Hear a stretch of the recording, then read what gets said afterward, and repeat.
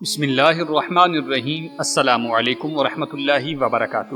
محترم دوستو، گزشتہ ویڈیو میں ہم نے حضور نبی کریم علیہ الصلاۃ والسلام کے آباء و اجداد کے بارے میں آپ کو بتایا تھا۔ اسی سلسلے کی ایک کڑی جناب حضرت عبد المطلب حضور علیہ الصلاۃ والسلام کے دادا جان۔ آج کی ویڈیو میں ہم آپ کو جناب عبد المطلب حضور علیہ الصلاۃ والسلام کے دادا جان کے بارے میں تفصیل سے بتائیں گے۔ دوستو، آپ کا اسم گرامی عامر یا شیبہ اور لقب عبد المطلب تھا۔ جناب کی کنیت ابو حارث اور ابو بطحہ ہے۔ آپ کے والد ماجد کا نام عمر اور ان کا لقب ہاشم اور ان کی کنیت ابو اسد تھی۔ جب آپ پیدا ہوئے تو آپ کی پیشانی کے چند بال سفید تھے، اسی لیے آپ کو شیبہ یعنی بوڑھا یا بڑھاپے والا نام پڑ گیا تھا۔ ایک روایت کے مطابق آپ نیک کاموں میں سبقت لے جاتے تھے، اسی لیے شیبۃ الحمد کے لقب سے پکارے جانے لگے۔ اور بعض کے نزدیک عرب کے لوگ آپ کی بہت زیادہ تعریف کیا کرتے تھے، جس کی وجہ سے یہ نام مشہور ہو گیا تھا۔ چونکہ عبد مناف کے 4 بیٹے تھے، سب سے بڑے کا نام ہاشم اور چھوٹے کا نام مطلب تھا۔ ہاشم بن عبد مناف کا ذکر گزشتہ ویڈیو میں تفصیل سے کر دیا گیا ہے، جس میں ہاشم کی شادی، تجارت اور بیٹے کی پیدائش کا تذکرہ کیا گیا ہے۔ دوستو، شیبہ یعنی حضرت عبد المطلب کی ولادت مدینہ منورہ میں ہوئی۔ آپ 7-8 برس تک اپنی والدہ جناب سلمہ کے ساتھ مدینہ منورہ میں ہی قیام پذیر رہے۔ عرب میں شاہ سواری، شمشیر زنی اور تیر اندازی کی تربیت لازمی جز تھی۔ شروع میں ہی ان چیزوں کا رواج پیدا ہو جاتا اور مزاج پیدا کر دیا جاتا تھا۔ شیبہ بھی بچپنے میں تیر اندازی کی مشق کیا کرتے تھے۔ اتفاقاً بنو حارث بن عبد مناف کا ایک آدمی یثرب سے گزرا۔ اس نے وہاں کم سن بچوں کو نشانہ بازی کرتے دیکھا تو ایک بچہ جب اس کا تیر نشانے پر جا لگتا، وہ بچہ بڑی خوشی اور مسرت اور فخر سے نعرہ لگاتا، انا ابن ہاشم انا ابن سید البطحہ، یعنی میں ہی ہاشم کا فرزند ہوں اور بطحہ کی وادی کے سردار کا بیٹا ہوں۔ دوستو، جب وہ شخص مکہ واپس آیا تو مطلب کے پاس گیا۔ وہ اس وقت ایک مجلس میں تشریف فرما تھے۔ اس نے کہا، اے ابو الحارث، میری بات توجہ سے سنو۔ میں نے یثرب میں چند لڑکوں کو تیر اندازی کرتے ہوئے دیکھا ہے۔ ان میں سے ایک ایسا لڑکا تھا کہ جب اس کا تیر نشانے پر لگ جاتا تو وہ اظہار فخر میں کہتا، میں ہاشم کا بیٹا ہوں، میں بطحہ کے رئیس کا بیٹا ہوں۔ حارث نے مزید کہا کہ یہ کسی طرح مناسب نہیں کہ ہاشم کا بیٹا غریب الوطنی کی زندگی بسر کرتا رہے۔ جاؤ اور اسے ضرور اپنے وطن واپس لاؤ تاکہ اپنے خاندان کے بچوں میں پروان چڑھ سکے۔ حضرت مطلب نے کہا، بخدا میں اب اپنے گھر نہیں جاؤں گا جب تک کہ اس بچے کو نہ لے آؤں۔ حارث نے کہا کہ اگر اتنی جلدی جانا چاہتے ہو تو اس سفر کے لیے میں اپنی اونٹنی پیش کرتا ہوں، اسی پر سوار ہو کر چلے جاؤ۔ جناب مطلب اس پر سوار ہوئے، تیزی سے یہ مسافت طے کرتے ہوئے یثرب پہنچے۔ پھر بنو عدی بن نجار کے محلے میں آئے۔ یہاں انہوں نے دیکھا کہ قبیلہ کے چوپال میں لڑکے کھیل رہے تھے۔ اس نے اپنے بھتیجے کی شناخت کر کے وہاں کے لوگوں سے پوچھا کہ یہ کون ہے۔ لوگوں نے بتایا کہ یہ آپ کے بھائی ہاشم کا بیٹا ہے۔ جناب مطلب جب اس بھتیجے کو لینے کے بارے میں بات کی تو بستی والوں نے کہا کہ اگر تم اسے لینا چاہتے ہو تو ابھی پکڑ لو اور لے جاؤ، مگر اس کی ماں کو اس کی خبر نہ ہونے پائے، کیونکہ اگر اسے اس کے بارے میں معلوم ہوا تو وہ اسے کبھی نہیں جانے دے گی، اور اگر اس نے جانے سے انکار کر دیا تو پھر ہم بھی اسے لے جانے میں مزاحمت کریں گے، کیونکہ تب یہ ہماری روایات کے خلاف ورزی ہوگی اور ہم ایسا ہرگز نہیں ہونے دیں گے۔ جناب مطلب نے شیبہ کو آواز دی اور کہا، اے میرے بھتیجے، میں تمہارا چچا ہوں، تم کو تمہاری قوم کے پاس لے جانے آیا ہوں۔ دوستو، ایک روایت کے مطابق یہ کہہ کر انہوں نے اپنی اونٹنی بٹھائی اور شیبہ شیر کی طرح اچھل کر ناقہ کے پچھلے حصے پر بیٹھ گیا۔ مطلب اسی وقت اپنے بھتیجے کو لے کر مکہ روانہ ہو گئے، مگر صحیح اور اصح قول یہ ہے کہ آپ اپنے بھائی کی بیوہ سلمہ کے پاس گئے اور ان سے کہا کہ وہ بچے سمیت ان کے ہمراہ مکہ چلیں تاکہ بچے کی صحیح ماحول میں اور مناسب تربیت اور پرورش ہو سکے۔ سلمہ نے خود تو مکہ آنے سے انکار کیا، لیکن اپنے بیٹے کے مستقبل کی خاطر بچے کو مکہ بھیجنے پر رضامند ہو گئی تھی۔ جناب مطلب نے اپنے بھتیجے شیبہ کو اونٹنی پر اپنے پیچھے بٹھایا اور مکہ کے لیے روانہ ہو گئے۔ مکہ پہنچے تو دوپہر کا وقت تھا۔ بڑے بڑے رئیس اپنی اپنی مجلسیں جمائے بیٹھے تھے۔ جب مطلب پاس سے گزرے تو انہوں نے پوچھا، اے مطلب، تمہارے پیچھے بیٹھا یہ بچہ کون ہے؟ آپ نے جواب دیا، یہ میرا غلام ہے۔ گھر پہنچے، بیوی نے بچے کے بارے میں پوچھا تو کہا کہ یہ میرا غلام ہے۔ کچھ دیر بعد جناب مطلب گھر سے نکل کر بازار آئے، یہاں سے انہوں نے ایک حلہ خریدا اور واپس گھر کو آئے۔ پھر مطلب نے بچے کو نہلایا اور نیا لباس پہنا ڈالا۔ اس کے بعد وہ لڑکا اسی حلہ کو پہنے ہوئے مکہ کی گلیوں کوچوں میں پھرا کرتا تھا۔ پھر سر شام اسے لے کر بنی عبد مناف کی مجلس میں آئے اور لوگوں کو بتایا کہ یہ میرا غلام نہیں بلکہ میرے بڑے بھائی ہاشم کا لخت جگر ہے۔ ناظرین، شیبہ کو عبد یعنی غلام کہنے کی وجہ یہ تھی کہ حضرت عبد المطلب مناسب لباس بھی نہیں پہنے ہوئے تھے۔ راستے میں آفتاب کی تمازت سے اور تکلیف بھی اٹھائی تھی، اس لیے تکان کی وجہ سے چہرے کی رنگت اڑی ہوئی تھی۔ پھر عمر بھر اسی نام سے پکارے جاتے رہے۔ شیبہ جو ان کا اصلی نام تھا، اس کی طرف کسی نے توجہ نہ دی۔ لوگوں نے شیبہ کو جب غور سے دیکھا تو پہچان لیا اور سب نے کہا، میری جان کی قسم، یہ عمر یعنی ہاشم کا لڑکا ہے۔ اس وقت سے لے کر حضرت شیبہ یعنی کہ عبد المطلب ہمیشہ مکہ میں ہی مقیم رہے، حتیٰ کہ سن بلوغت کو پہنچے اور جوان ہو گئے۔ دوستو، جب عبد المطلب بلوغت کو پہنچی اور اپنی ذمہ داریاں سنبھالنے کے قابل ہوئے تو آپ کے مشفق چچا مطلب نے آپ کے باپ کی جائیداد ان کے حوالے کر دی۔ نیز رفادہ، سقایا وغیرہ کے مناصب جو ہاشم کے سپرد تھے وہ بھی ان کے حوالے کر ڈالے۔ جناب مطلب بن عبد مناف یمن کے ایک تجارتی سفر کے دوران میں یمن میں ایسے بیمار ہوئے کہ پھر جام بر نہ ہو سکے، انہیں وہیں سپرد خاک کر دیا گیا۔ حضرت ہاشم کی وفات کے بعد ان کی جانشینی کا شرف مطلب بن عبد مناف کو ملا اور وہی قریش کے سردار مقرر ہوئے، اور حضرت اسماعیل علیہ السلام کے تبرکات مثلا کمان، نزار کا علم یعنی جھنڈا، خانہ کعبہ کی کنجیاں، یہ سب مطلب کو ملی، اور مطلب کی وفات کے بعد سب کچھ شیبہ یعنی حضرت عبد المطلب کو مل چکا تھا، اور مکہ مکرمہ میں خاندانی قیادت و سیادت کی ذمہ داریاں حضرت عبد المطلب کے کندھوں پر آ چکی تھی۔ اسی طرح آپ نوجوانی ہی میں سردار قریش تسلیم کر لیے گئے۔ دوستو، تمام قریش میں عبد المطلب سب سے زیادہ خوشرو، سب سے زیادہ بلند و بالا، تحمل مزاج، سخی اور سب سے زیادہ ان مہلکات سے دور رہنے والے شخص تھے جو کسی بھی معاشرے میں بگاڑ کا سبب بنتے ہیں۔ کبھی ایسا اتفاق نہیں پیش آیا کہ کبھی کسی بادشاہ نے انہیں دیکھ کر ان کی تعظیم و تکریم نہ کی ہو اور ان کی سفارش نہ مانی ہو۔ جب تک زندہ رہے، قریش کی سردار کی حیثیت سے زندہ رہے۔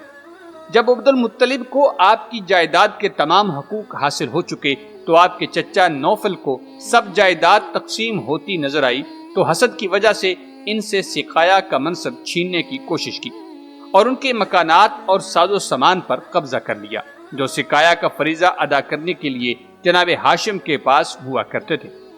عبد المطلب نے اپنی قوم کے کئی آدمیوں کے پاس جا کر اس کی شکایت کی اور اپنے چچا کے مقابلے میں مدد مانگی، مگر ان لوگوں نے اس سے انکار کیا اور کہا کہ ہم تمہارے اور تمہارے چچا کے درمیان نہیں پڑنا چاہتے۔ پھر کسی طرح جناب عبد المطلب نے اپنی حالت اپنے ننہال کو لکھی اور خط میں چند ایسے اشعار بھی لکھے کہ جس میں اپنے چچا نوفل کے ناجائز قبضے کی شکایت تھی۔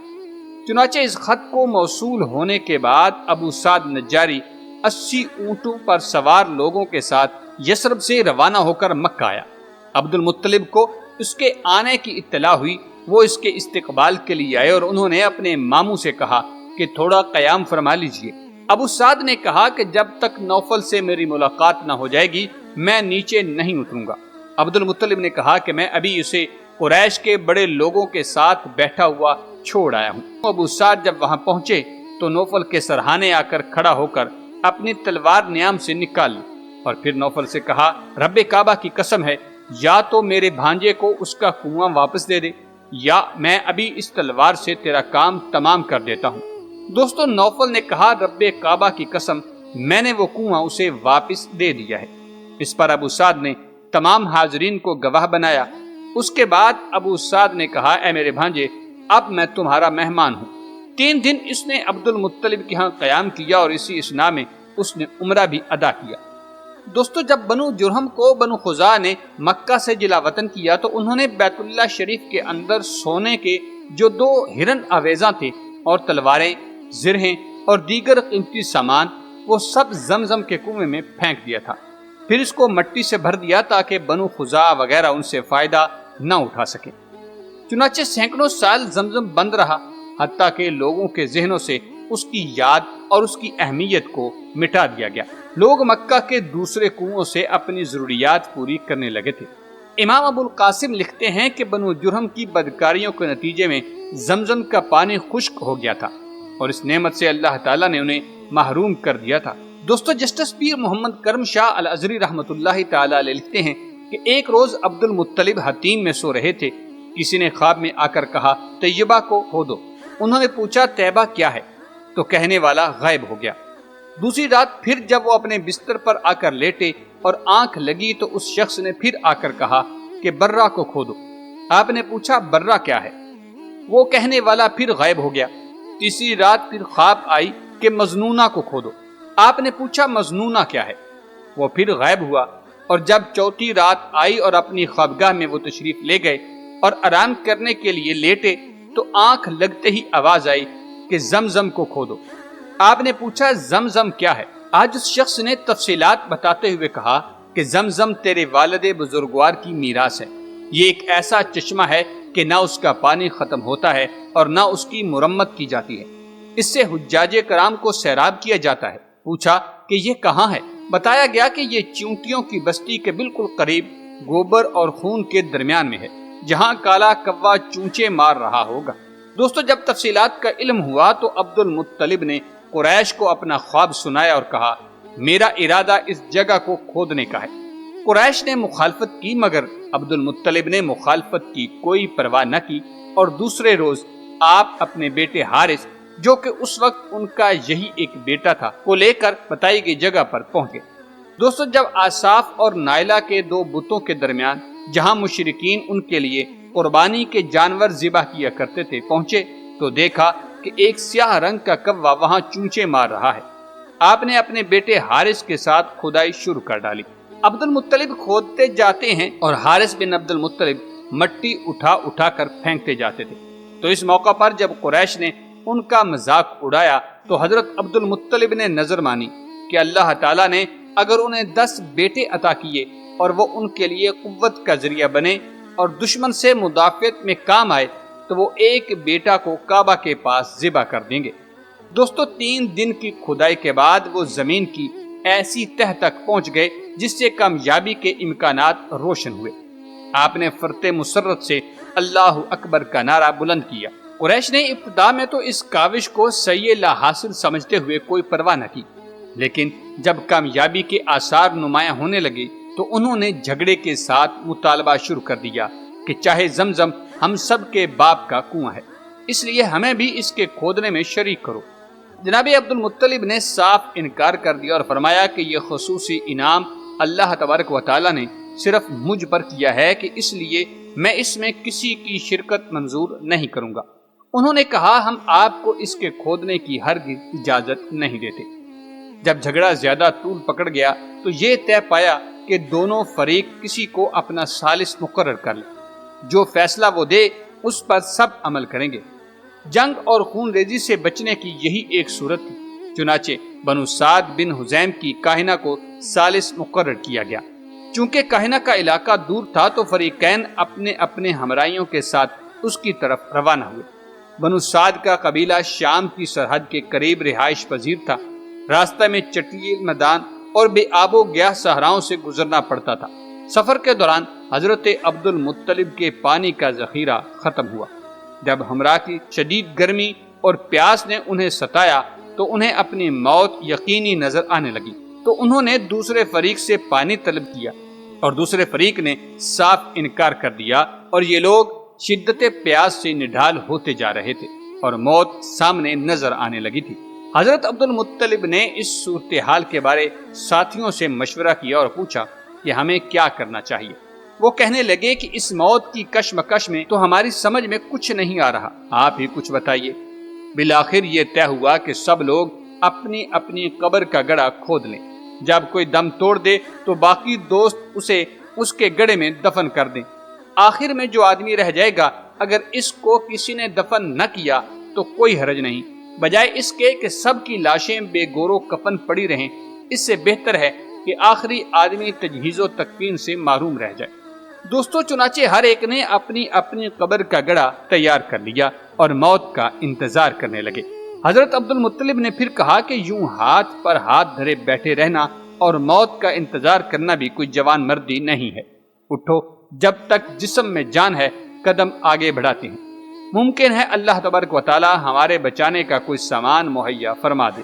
چنانچہ سب نے اپنے اونٹوں پر کجاوے کسے اور ان پر سوار ہوئے۔ جب جناب عبد المطلب نے اپنا اونٹ اٹھایا تو اس کی پاؤں کے نیچے سے چشمہ ابل پڑا۔ پانی ٹھنڈا بھی تھا اور میٹھا بھی۔ سب نے خوب سیر ہو کر پیا اور اپنے مشکیزے بھی بھر لیے۔ آپ نے اپنے ساتھیوں کو فرمایا کہ دوسرے فریق کو بھی کہو کہ وہ بھی اس چشمہ سے جی بھر کر پانی پئیں، برتن بھریں اور اپنی سواریوں کو بھی ان سے پانی پلا لیں۔ بعض دوستوں نے اس پر اپنی ناگواری کا اظہار کیا کہ جب ہم نے ان سے پانی مانگا تو انہوں نے انکار کر دیا، اب ہم انہیں اپنے پانی سے پینے کی اجازت کیوں دیں؟ تو جناب عبد المطلب نے فرمایا کہ اگر ہم بھی ایسا ہی کریں تو پھر ہم میں اور ان میں کیا فرق رہ جائے گا۔ آپ نے اپنے مد مقابل فریق کو دعوت دی کہ وہ آئیں اور اس چشمہ سے سیراب ہو جائیں۔ جب فریق ثانی نے آپ کی یہ کرامت دیکھی تو کہا عبد المطلب اب آگے جانے کی ضرورت نہیں، اللہ تبارک و تعالیٰ نے فیصلہ فرما دیا ہے۔ جب اس نے اس لق و دق صحرا میں تمہارے اونٹ کے پاؤں کی ٹھوکر سے چشمہ جاری کر دیا تو زمزم بھی صرف تمہارا ہے، ہم اس میں حصہ داری کا دعویٰ واپس لیتے ہیں۔ چنانچہ دونوں گروہ واپس آگے تھے۔ محترم دوستو، حضرت عبد المطلب نے جب کھدائی مکمل کی تو بنو جرہم نے جو کچھ اس میں چھپایا تھا، سونے کے 2 ہرن، قیمتی تلواریں اور زریں، سب کچھ برآمد ہوا۔ جب لالچی قوم نے ان چیزوں کو دیکھا تو پھر سے حصے کا مطالبہ کر دیا۔ جھگڑے نے پھر سنگین صورت اختیار کر لی۔ آپ نے کہا آؤ بذریعہ فال اس کا فیصلہ کریں۔ فال کی یہ صورت تجویز ہوئی کہ 2 حصے کعبہ کے، 2 حصے عبد المطلب کے اور 2 حصے باقی قوم کے۔ دوستو جب قرہ اندازی کی گئی تو کعبہ کے حصوں کے 2 تیر 2 ہرنوں پر، عبد المطلب کے 2 تیر تلواروں اور زروں پر پڑے اور قوم کے 2 تیر خالی نکلے۔ آپ نے سونے کے ہرنے کو پگھلا کر سونے کے پترے بنوائے اور کعبہ شریف کے دروازے کو سونے کے پتروں سے مرصع کر دیا۔ جناب عبد المطلب نے کنویں کی مکمل کھدائی کے بعد یہ کنواں سب کے لیے وقف کر دیا۔ اب بھی ہزاروں لاکھوں کی تعداد میں مکہ جانے والے حجاج اس سے سیراب ہوتے اور تبرک کے طور پر اس کا پانی اپنے اپنے شہروں، بستیوں اور گھروں میں لے جاتے ہیں۔ اگر یہ ایک اعتبار سے حضرت اسماعیل علیہ السلام کی نشانی ہے تو ایک حیثیت سے جناب عبد المطلب کی یادگار بھی ہے۔ دوستو جناب عبد المطلب اپنے عظیم الشان کارناموں، اپنی بے مثل جود و سخا، اپنی اولو العزمی اور بلند ہمتی اور خصائل حمیدہ کے باعث ساری قوم کی آنکھوں کے تارے، سارے عرب کے لیے وجہ نازش تھے۔ ایک مرتبہ جذام قبیلے کے لوگ حج کے لیے آئے تو ان کا ایک فرد مکہ میں قتل کر دیا گیا تھا۔ انہیں راستوں میں حذافہ بن غانم عددی ملا، انہوں نے اسے گرفتار کر لیا۔ عبد المطلب ابو لہب کے ساتھ طائف سے واپس آئے تو انہیں اس ماجرے کا پتہ چلا۔ اس وقت ان کی بینائی ختم ہو چکی تھی۔ عبد المطلب نے بنو جذام سے کہا تمہیں میری تجارت اور مال کا اندازہ ہے، میں حلف اٹھاتا ہوں کہ میں 20 اوقیہ سونا یا 10 اونٹ یا جس پر تم راضی ہو ادا کر دوں گا، تم حذافہ کو چھوڑ دو، میری یہ چادر تمہارے پاس گروی ہے۔ انہوں نے عبد المطلب کی بات مانتے ہوئے حذافہ کو چھوڑ دیا۔ عبد المطلب حذافہ کو اپنی ساتھ سواری پر بٹھا کر مکہ لے آئے اور اپنا پورا وعدہ کر دیا۔ اسی طرح کا ایک اور واقعہ بھی ہے کہ ایک کنواں ذوالحرام کے نام سے موسوم تھا، جسے حضرت عبد المطلب نے بڑی کاوشوں سے کھودا تھا۔ آپ کبھی کبھار وہاں جاتے اور چند دن ٹھہرتے تو اس کنویں سے سیراب ہوتے تھے۔ ایک مرتبہ جب آئے دیکھا کہ بنی کلاب اور بنی رباب کے کچھ لوگ ڈیرے ڈالے پڑے ہیں۔ آپ نے ان سے پوچھا کہ تم کون ہو اور کس لیے یہاں آباد ہو؟ انہوں نے کہا کہ ہم اس کنویں کے مالک بنی کلاب اور بنی رباب ہیں۔ جناب عبد المطلب نے کہا کہ یہ کنواں تو میرا ہے، تم یہاں میری اجازت کے بغیر ٹھہر نہیں سکتے۔ انہوں نے اپنی ملکیت کے دعوے کو دہرایا۔ اور دونوں طرف سے بات بڑھنے لگی۔ آخر حضرت عبد المطلب نے بات ختم کرنے کے لیے کہا کہ تم جسے چاہو اسے قاضی ٹھہرا لو، میں اس کا فیصلہ تسلیم کروں گا۔ انہوں نے ستی غسانی کا نام لیا جو عرب کا مشہور کاہن تھا۔ دوستو، دونوں فریق میں یہ طے پایا کہ ستی غسانی جس کے خلاف فیصلہ دے گا اسے دوسرے فریق کو 100 اونٹ اور سطیح کو 20 اونٹ دینا ہوں گے۔ اس قرارداد کے بعد وہ لوگ حضرت عبد المطلب اپنی 10 ہمراہیوں سمیت ثالث کی طرف چل پڑے۔ اس سفر میں ایک ایسا واقعہ پیش آیا کہ عبد المطلب اور ان کے ساتھیوں کا پانی ختم ہو گیا۔ آپ نے قبیلہ بنو کلاب اور بنی گرباب سے پانی مانگا تو انہوں نے انکار کر دیا۔ عبد المطلب نے کہا کہ اگر تمہیں پانی دینے سے انکار ہے تو میں ضرور پانی تلاش کروں گا اور اپنے ساتھیوں کی جانیں ضائع نہیں ہونے دوں گا، خواہ اس کی تلاش میں میری جان ہی جاتی رہے۔ یہ کہہ کر آپ اونٹنی پر سوار ہوئے اور ایک طرف چل دیے۔ جب کچھ فاصلے پر پہنچے تو ان کی اونٹنی اچانک بیٹھ گئی۔ اونٹنی کی اس طرف بیٹھنے سے کچھ لوگ یہ سمجھے کہ گویا عبد المطلب چل بسے۔ جب لوگ دیکھ بھال کے لیے وہاں پہنچے تو دیکھا کہ اونٹنی ٹھنڈی ریت پر سینہ ٹیکے بیٹھی ہے اور پاس سے ٹھنڈے پانی کا چشمہ ابل رہا ہے۔ پانی دیکھ کر سب کی جان میں جان آئی۔ بنو کلاب اور بنو رباب نے بھی مشکیزیں خالی کر لیے تاکہ ٹھنڈا اور تازہ پانی بھر سکیں۔ جناب عبد المطلب کے ساتھیوں نے دیکھا وہ پانی لینے سے روکنے لگے اور کہا، تم نے ہمیں پانی سے انکار کیا، اب ہم تمہیں پانی نہیں دیں گے۔ جناب عبد المطلب نے انہیں اس بات سے روکا اور کہا کہ ان کو پانی لینے دیں۔ جب سطیح کے ہاں پہنچے تو مختلف طریقوں سے اسے آزمانے کے بعد کہا کہ یہ بتائیے کہ ہمارے درمیان جھگڑا کس بات پر ہے اور پھر اس کا فیصلہ فرما دیجیے۔ دوستو، یاد رہے کہ سطیح غسانی نے کہا کہ تم لوگ طائف کے ذوالحرام کنویں کے بارے میں فیصلہ چاہتے ہو تو سنو، وہ کنواں عبد المطلب کا ہے اور تمہارا اس پر کوئی حق نہیں۔ جب سب نے اس فیصلے کو قبول کر لیا تو سطیح نے کہا، ایک اور بات کا بھی تم لوگوں نے وعدہ کیا تھا، لہٰذا 100 اونٹ عبد المطلب کے حوالے کرو اور 20 اونٹ مجھے دے دو۔ انہوں نے اونٹ دونوں کے حوالے کیے اور کنویں سے بے دخل ہونے کا اعلان کر کے واپس چلے گئے۔ جب جناب عبد المطلب پلٹ کر مکہ میں داخل ہوئے تو اعلان کیا کہ اے اہل مکہ، مجھے معلوم ہوا ہے کہ تم میں سے کچھ لوگوں نے یہ نیت کی تھی کہ اگر میرے خلاف فیصلہ ہوا اور مجھے اونٹ دینے پڑے تو مجھے کچھ اونٹ دے کر تاوان میں میرا ہاتھ بٹاؤ گے، لہٰذا جس نے جتنے اونٹ مجھے دینے کا ارادہ کیا تھا وہ آؤ اور اتنے اونٹ یہاں سے لے جاؤ۔ چنانچہ کچھ لوگ آئے اور کوئی 1، کوئی 2 اور کوئی 3 اونٹ لے گیا، اور جو کچھ اونٹ بچ گئے تو جناب عبد المطلب نے اپنے فرزند ابو طالب سے کہا کہ ان اونٹوں کو لے جاؤ، انہیں ذبح کرو، کوہ ابو قبیس کی چوٹیوں پر ڈال دو تاکہ صحرائی جانور بھی اپنا پیٹ بھر لیں۔ حضرت عبد المطلب نے ایسا ہی کر ڈالا۔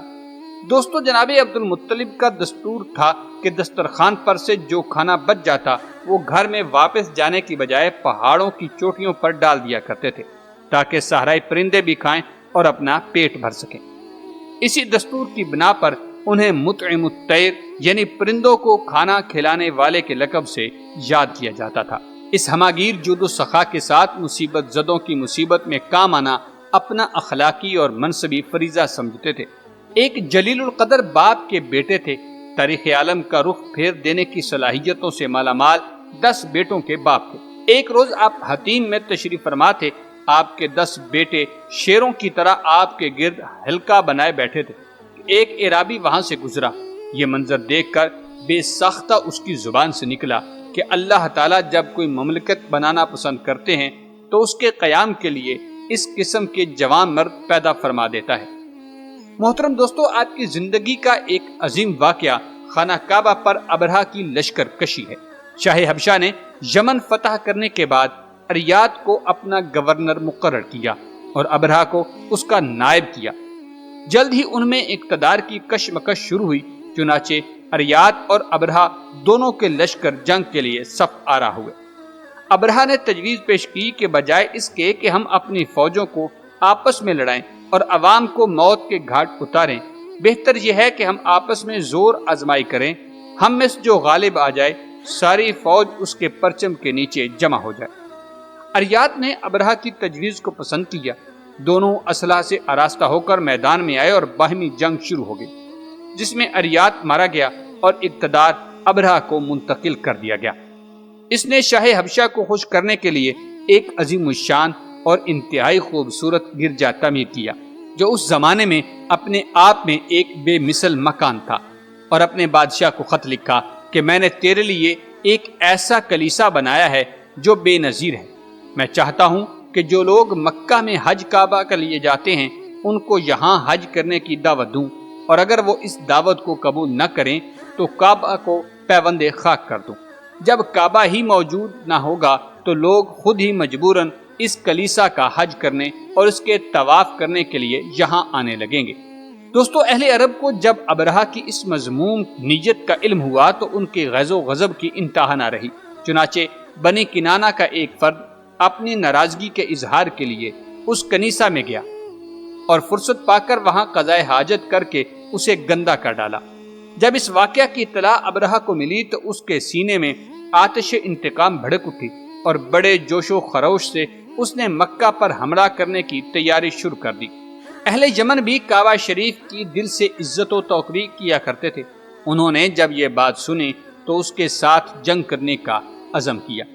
یمن کے ایک سردار ذو نفر نے اپنی قوم کو ابرہہ کے ساتھ جنگ کرنے کی دعوت دی تاکہ وہ بیت اللہ شریف کو اس کی ناپاک کوششوں سے بچا سکے۔ قوم کی اس دعوت پر لبیک کہتے ہوئے میدان جنگ میں اتر پڑی۔ فریقین میں زبردست جنگ ہوئی، لیکن ذو نفر اور اس کے ساتھی زیادہ دیر ابرہہ کے ظلم و ستم کے سامنے ٹھہر نہ سکے اور ان کو شکست ہوئی، اور ذو نفر کو جنگی قیدی بنا کر ابرہہ کے سامنے پیش کیا گیا۔ ابرہہ نے اس کو قتل کرنے کا ارادہ کیا تو ذو نفر نے کہا، اے بادشاہ، تو مجھے قتل نہ کر، بلکہ میری زندگی تیرے لیے میری قتل سے زیادہ فائدہ مند ثابت ہو سکتی ہے۔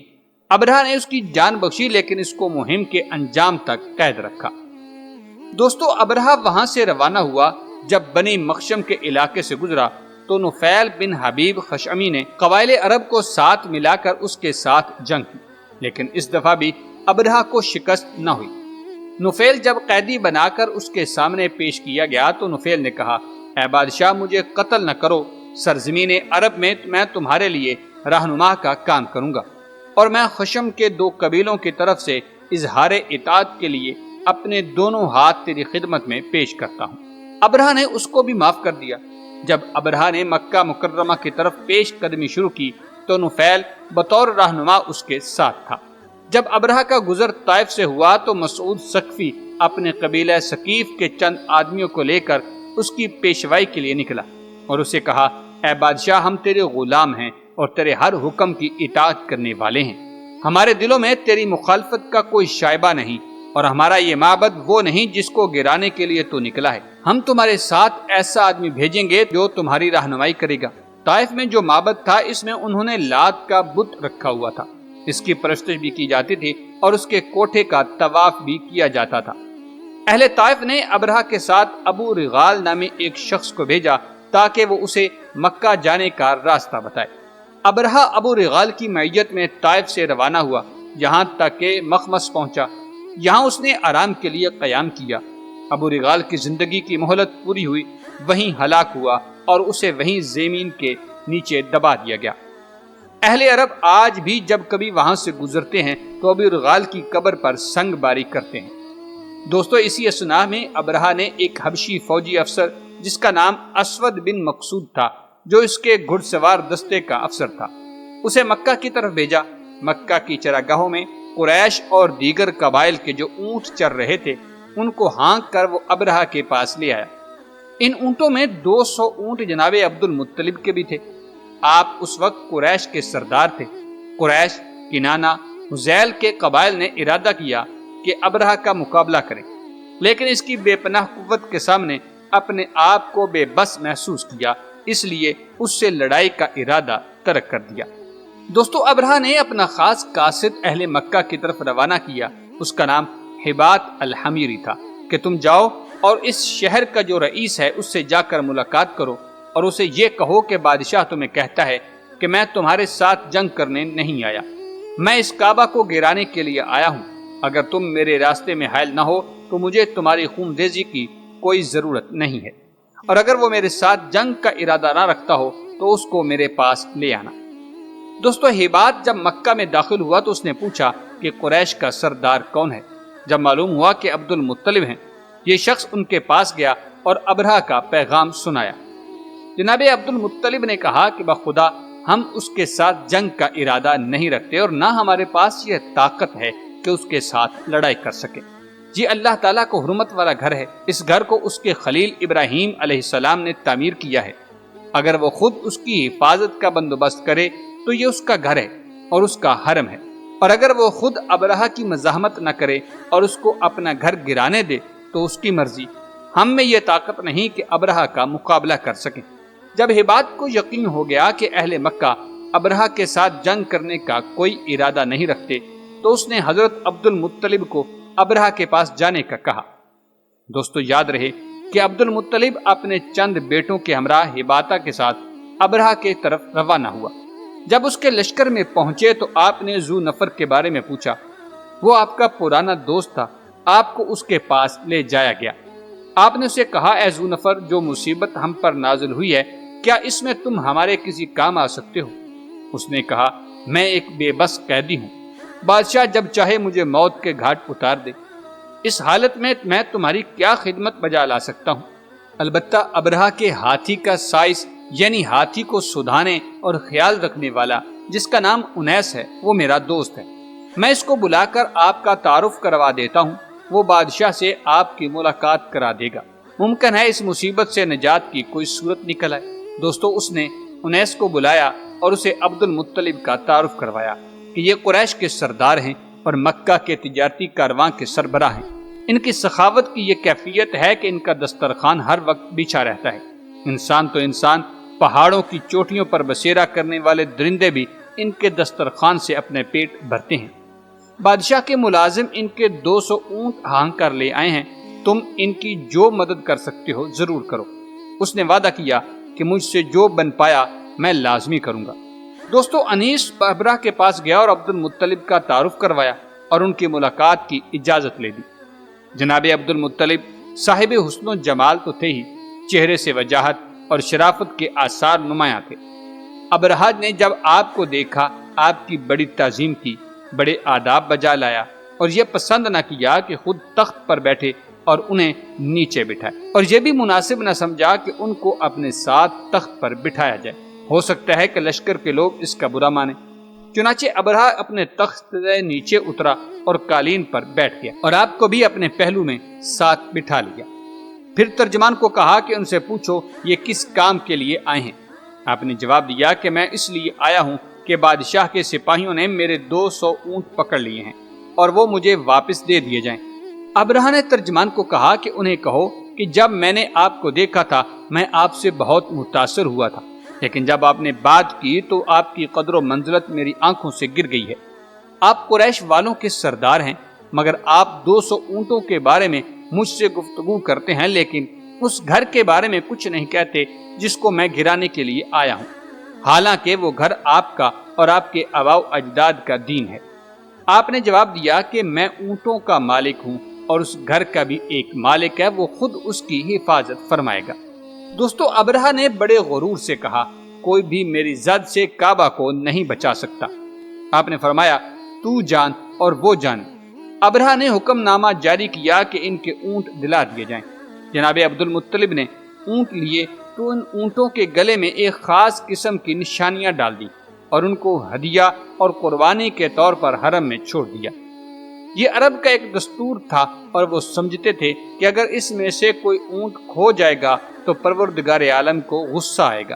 دوستو حضرت عبد المطلب ابرہہ کی ملاقات کے بعد واپس آئے اور قریش کو سارے حالات سے آگاہ کیا اور انہیں حکم دیا کہ وہ مکہ سے نکل جائیں اور پہاڑوں کی غاروں اور چوٹیوں میں پناہ گزین ہو جائیں۔ ہو سکتا ہے کہ ابرہہ کا لشکر مکہ میں داخل ہو کر ان کو ظلم و ستم کا نشانہ بنائے۔ پھر اپنے ساتھ چند آدمیوں کو لے کر خانہ کعبہ کے پاس آئے اور اس کے حلقہ کو پکڑ کر اللہ تبارک و تعالیٰ کی جناب میں فریاد کرنے لگے اور ابرہہ اور اس کے لشکر پر فتح و نصرت کی درخواست کرنے لگے۔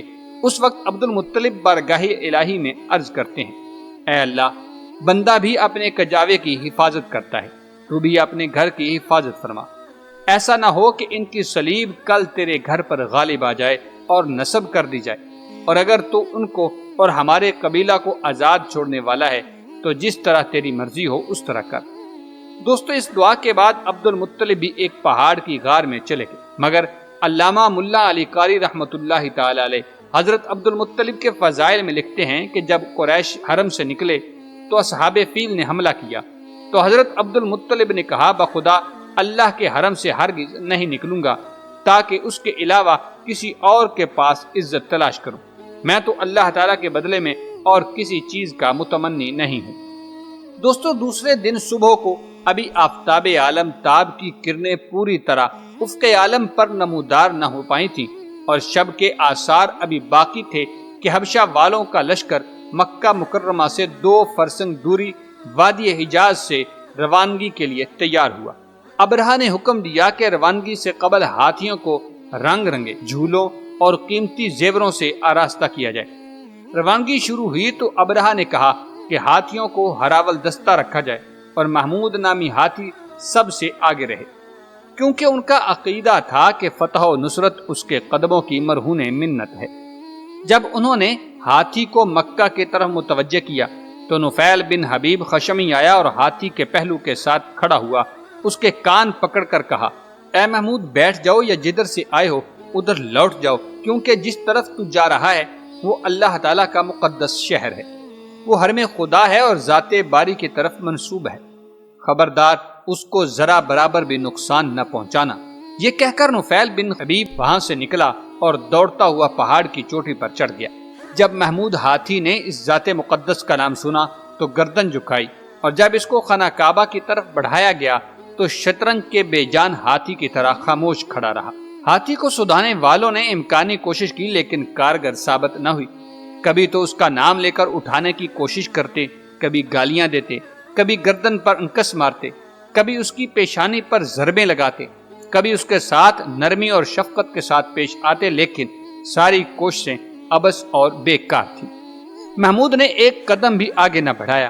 پھر انہوں نے اس کے پیڑ کے نیچے ایسے عصا سے چرکے لگائے جس کا سنان ٹیڑھا کیا ہوا تھا، وہ لہو لہان ہوا، لیکن پھر بھی محمود نامی ہاتھی اٹھنے کا نام نہ لیتا تھا۔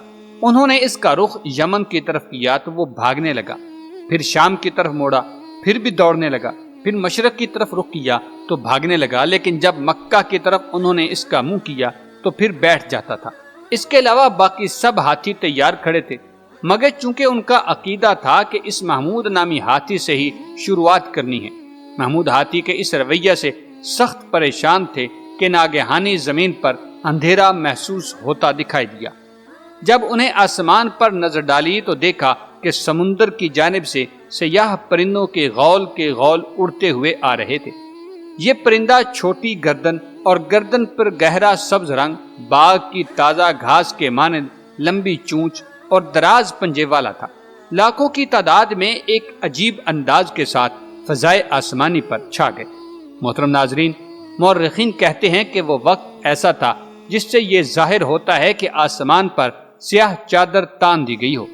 اس کے علاوہ ایسے پرندے نہ تو مصر اور شام کے علاقے سے تعلق رکھتے تھے اور نہ خشکی اور تری میں ایسے پرندے مصروف پرواز دیکھے گئے تھے۔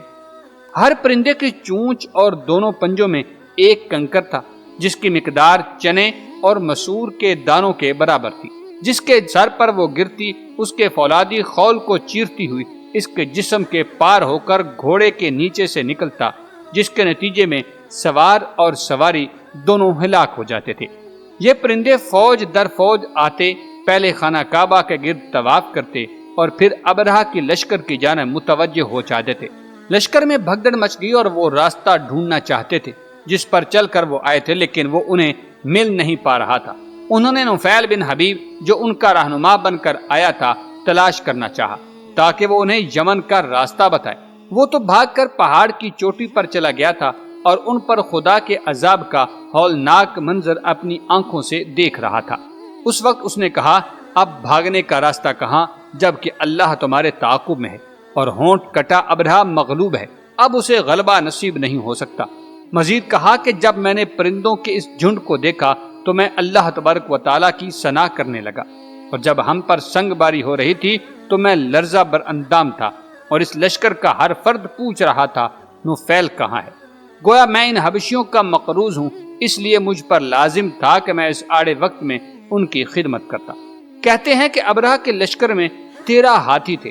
محمود کے علاوہ سارے ہاتھی ہلاک ہو گئے تھے، اور محمود نے کیونکہ حرم شریف کی طرف پیش قدمی سے انکار کیا تھا اس لیے بچ گیا تھا۔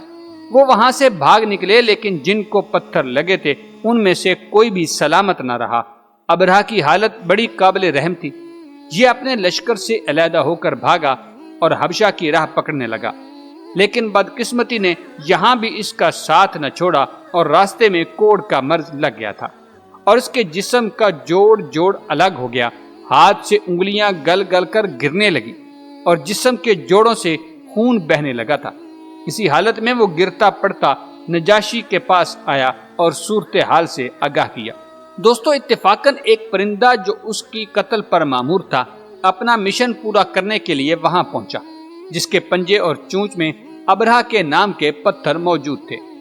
جیسے ہی ابرہہ کی نظر اوپر اٹھی، اس کو مصروف پرواز دیکھ کر نجاشی سے کہا کہ وہ ایسے ہی پرندے تھے جنہوں نے میرے لشکر کو تاراج کیا ہے۔ اسی اثناء میں وہ پرندہ اپنا کام کر چکا تھا اور پتھر ابرہہ پر گرائے جا چکا تھا تاکہ ابرہہ بھی اپنے لشکریوں کے ساتھ واصل جہنم ہو سکے۔ اس کے جسم میں پیپ اور خون سرایت کر گیا تھا جس سے غضبناک بو آتی تھی، لیکن مرنے سے پہلے اس کا سینہ پھٹا، اس کا دل باہر نکلا۔ اس طرح وہ ایک اذیت ناک موت سے دوچار ہوا۔ نعوذ باللہ من غضبہ وعذابہ۔ محترم دوستو، قریش کے کچھ لوگ ابرہہ کی لشکر کی پسپائی اور بربادی اور ان مصائب و ابتلا کے بعد کوہ ہرا سے اتر کر تفتیش اور احوال جاننے لگے۔ ابرہہ کے لشکریوں کو دیکھا تو وہ بے حس و حرکت پڑے ہوئے ہیں اور ان میں زندگی کی رمق بھی باقی نہیں، لہٰذا انہوں نے یہ طے کیا کہ سب کا ایک طرف سے جائزہ لینا شروع کریں اور بعض میں سب کو جا کر بتائیں گے۔ عبد المطلب جو کہ ایک فہیم و فتین اصحاب میں سے تھے، انہوں نے حالات کا جائزہ لے کر ساتھیوں سے کہا ممکن ہے کہ لشکریوں نے مکر کیا ہو اور اس بے حس و حرکت پڑے رہنے میں کوئی سازش ہو جو ہمارے لیے نقصان کا سبب بن سکے، لہذا تم احتیاط سے کام ضرور لینا۔ اس کام سے فراغت کے بعد آپ نے اعلان کیا کہ اے قوم قریش، تمہیں مبارک ہو، دشمن کا کام تمام ہو چکا، ان کا خانہ خراب ہو چکا ہے اور خانہ کعبہ محفوظ ہے، اب اطمینان کے ساتھ نیچے اتر آؤ۔ عبد المطلب کا اعلان سن کر تمام لوگ نیچے دوڑتے ہوئے آئے تاکہ مال غنیمت حاصل کر سکیں۔ 1 یا 2 دن انہوں نے مال جمع کرنے میں لگایا، لیکن جب ابرہہ کے لشکریوں کی لاشوں سے تعفن اٹھنے لگا اور یہ بدبو ناقابل برداشت ہوتی گئی تو عبد المطلب خانہ کعبہ کے دروازے پر آ کر بارگاہ الہی میں مصروف دعا ہوئے اور نہایت گریہ زاری کے ساتھ بارگاہ خداوندی میں اس مصیبت سے نجات حاصل کرنے کے لیے دعا کی۔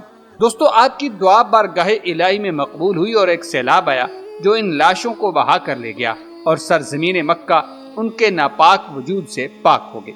اس واقعہ کے بعد اہل مکہ کے دل میں خانہ کعبہ اور حضرت عبد المطلب کی عزت و احترام اور بڑھ گیا تھا اور اطراف و اکناف میں قریش مکہ کی ہیبت و دبدبہ بڑھ گیا تھا، کیونکہ رب العالمین نے عالم غیب سے لشکر جرار روانہ کر کے ابرہہ اور اس کے حواریوں کو کیفر کردار تک پہنچایا تھا۔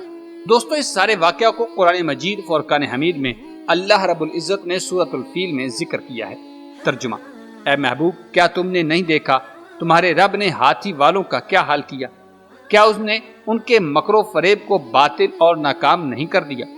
اور اس نے ان پر ہر سمت سے پرندوں کے جھنڈ بھیج دیے جو ان پر کنکر اور پتھر مارتے تھے، پھر اللہ نے ان کو کھائے ہوئے بھوسے کی طرح پامال کر ڈالا۔ دوستو، ابرہہ کی لشکر کشی اور اس کی تباہی کا واقعہ حضرت عبد المطلب کے زمانے میں روپذیر ہوا۔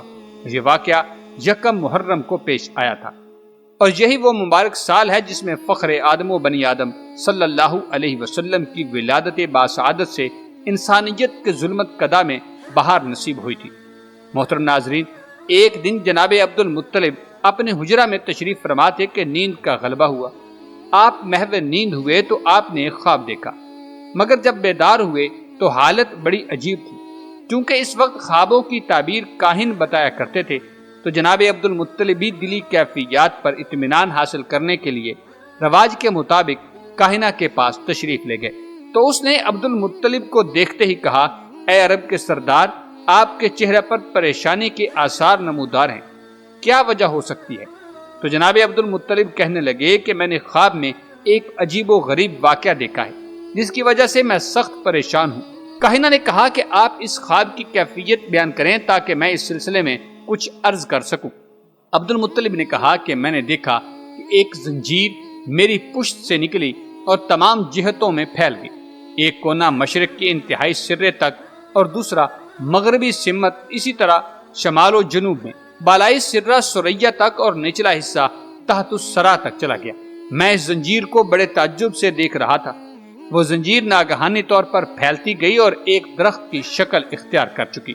یہ درخت بہت ہی بڑا تھا اور مجھے لگا کہ اس میں دنیا زمانہ کے تمام پھل لگے ہوئے تھے۔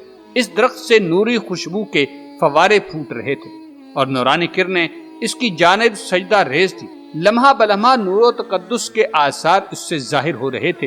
میں نے دیکھا کہ قریش کی ایک جماعت اس درخت کی شاخیں پکڑے لٹک رہی ہے، لیکن قریش کی ایک اور جماعت اس کی شاخیں کاٹنے اور اس کو جڑ سے اکھاڑنے کے درپے تھی۔ لیکن مخالف جماعت جب کبھی قریب آنے کی کوشش کرتی تو ایک خوبصورت نوجوان کہ اس جیسا آج تک میری نظروں نے کبھی نہ دیکھا انہیں ایسا کرنے سے روک دیتا اور انہیں منتشر کر دیتا تھا۔ حسین و جمیل اتنا تھا کہ گویا یوں لگتا کہ لوگوں کی آنکھیں جسم سے نکل نکل کر اس کے حسن کے جلووں سے فیضیاب ہونا چاہتی ہوں۔ میں نے بھی کوشش کی کہ اس نور مبارک سے میں بھی مستفیض ہوں، لہٰذا میں نے اس خوبرو جوان سے ایک سوال کیا کہ اس نور سے کون فیضیاب ہوگا؟ انہوں نے فرمایا، وہ لوگ جو اس درخت کی شاخوں سے لپٹے ہوئے ہیں اس سے مستفیض ہوں گے۔ اب میری حیرانگی اور تعجب تھوڑا کم ہوا تو اس کے تنے کے قریب دو مقدس شخصیات نظر آئیں۔ میں نے ان سے تعارف کیا تو ایک نے فرمایا، میں نوح نجی اللہ ہوں، اور دوسرے نے فرمایا، میں ابراہیم خلیل اللہ ہوں۔ جناب ابراہیم علیہ السلام نے فرمایا کہ یہ درخت وہ ہے جو ہمارے آباء و اجداد سے تمہیں پہنچا ہے، جو ایک زمانہ سے دوسرے زمانے اور ایک صلب سے دوسری صلب میں منتقل ہوتا ہوا آیا ہے اور اب تمہاری صلب سے ظاہر ہوا ہے۔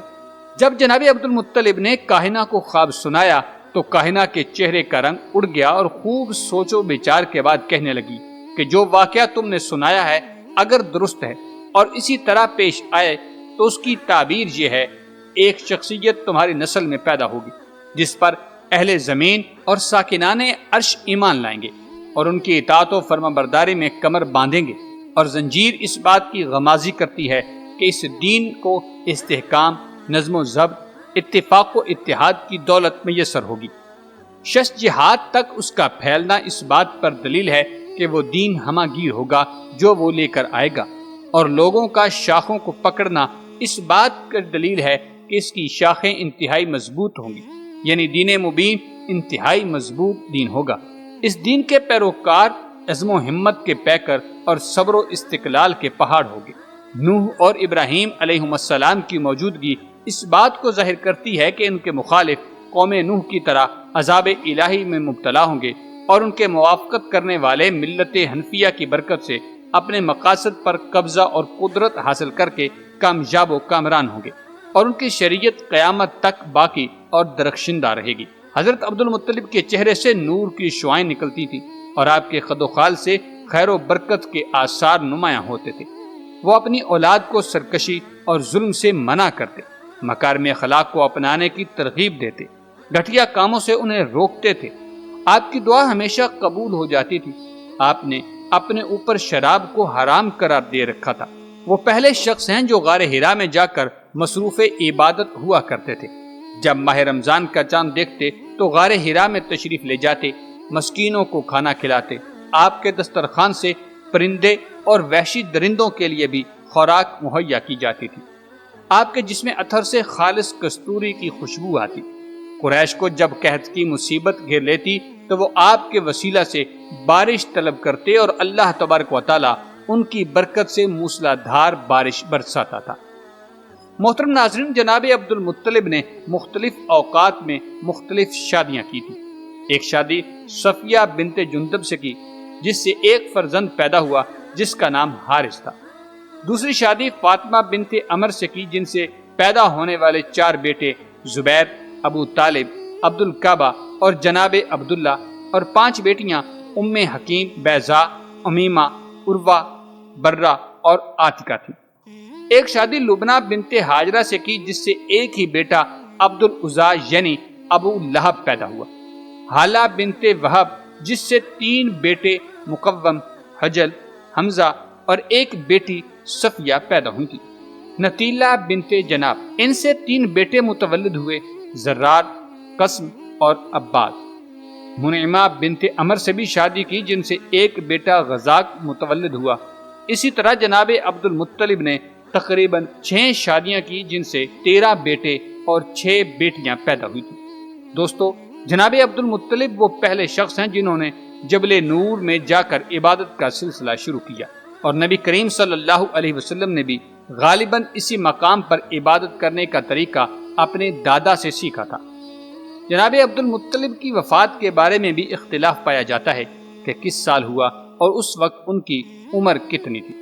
آپ کی وفات یوم الفجار سے بیشتر ہوئی، اس وقت آپ کی عمر 82 برس اور باقی اختلافی روایات کے مطابق 92، 110، 120 سال، 140 سال یا پھر 144 سال تھی۔ آپ کو ہجون قبرستان میں اپنے جد اعلیٰ قصی کے پہلو میں دفن کیا گیا۔ آپ کی وفات پر کئی دنوں تک بازار بند رہے اور منڈیوں میں کاروبار معطل رہے۔ حضرت ام ایمن بیان کرتی ہیں کہ جب عبد المطلب کا انتقال ہوا تو رسول اکرم صلی اللہ علیہ وسلم ان کے پلنگ کے پیچھے کھڑے رو رہے تھے، اور اس وقت آپ علیہ الصلاۃ والسلام کی عمر مبارک 8 سال تھی۔ امید کرتے ہیں کہ آپ کو یہ معلوماتی ویڈیو ضرور پسند آئی ہوگی۔ ایک نئی منفرد اور معلوماتی ویڈیو کے ساتھ دوبارہ حاضر ہوں گے، تب تک کے لیے اللہ نگہبان۔